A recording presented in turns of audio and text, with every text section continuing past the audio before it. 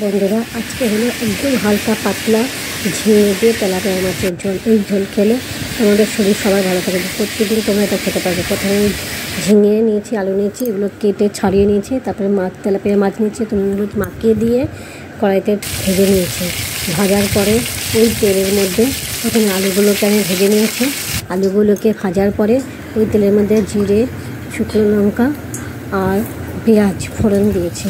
ফোড়ন দেওয়ার পরে ওই তেলের মধ্যে ঝিঙেগুলোকেও হালকা করে ভেজে নিয়েছি। একটু হালকা করে ভাজার পরে ওর মধ্যে দিয়েছি কাঁচা লঙ্কা আর দিয়েছি নুন, হলুদ, জিরের গুঁড়ো দিয়ে এবারে অনেকক্ষণ ওইটাকে মশলাটাকে কষানোর পরে একটু যখন দেখবো যে জল ছেড়ে এসছে তখন ওর মধ্যে মাছ আমি ছেড়ে দেবো ওখানে।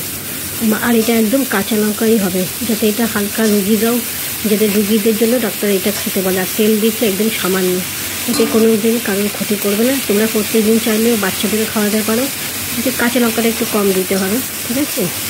তারপরে ওই একটু জল দেওয়া হয়েছে, জল দিয়ে দিয়েছি। জল দেওয়ার পরে একটু ফুটে গেলে ওর মধ্যে তেলাপিয়া মাছটা দিয়ে দেবো, দিয়ে ঢাকা দিয়ে কিছুক্ষণ রেখে দেবো। রেখে দেওয়ার পরে তরকারিটা নামিয়ে নেবো।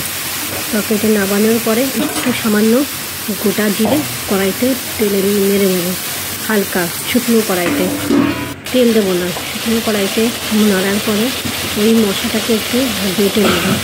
একটু কষে শিলে বা হামল দিস্তায় বাটতে পারে, কোনো অসুবিধা নেই। এই বাটার পরে ওর মধ্যে ওই গরম যে তরকারিটা নামিয়েছি ওর মধ্যে ওই মশলাটাকে দিয়ে দেবো। দিয়ে তোমরা এবারে ভাতের সঙ্গে তোমরা গরম গরম ভাতের সঙ্গে যদি খাও এটা খেতে খুবই ভালো লাগবে।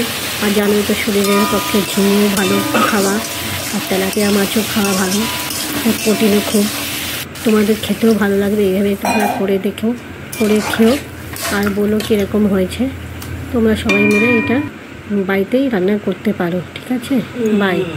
কেমন হয়েছে আমাকে এটা জানিও, আর আমাকে সাবস্ক্রাইব করো, লাইক করো, শেয়ার করো, ঠিক আছে বন্ধুরা। Bye bye.